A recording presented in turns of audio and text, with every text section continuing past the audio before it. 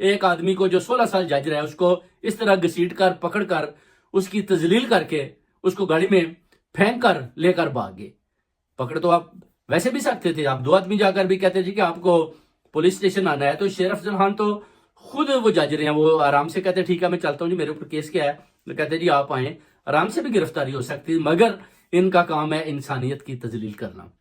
اور انشاءاللہ اسی طرح مریم نواز شریف کو بھی گرفتار کیا جائے گا بہت جلد انشاءاللہ تعالیٰ. قوم کو پتہ چل جائے گا, آپ بری نہیں ہوئے. ابھی ادھر ارشد شریف کا کیس بھی چل رہا ہے, ادھر سے بھی تو آپ نکل کر دکھائیں نا. ابھی تو یہ کیس انشاءاللہ چل رہا ہے, اپ گریڈ ہو رہا ہے. ابھی اس کو پرائیویٹلی طریقے کے ساتھ بھی انشاءاللہ تعالیٰ کورٹ میں لے کر جائیں گے. ان کو ادھر آنا پڑے گا, کورٹ میں میرا مقابلہ کرنا پڑے گا. اس کے بعد جب یہ ارشد شریف کے کیس میں گرفتاری دیں گے تو پھر انشاءاللہ تعالیٰ اسی طرح ان کی گرفتاری پاکستان میں بھی کی جائے گی, جو ارشد شریف کی والدہ محترمہ کیس کروانا چاہتے ہیں.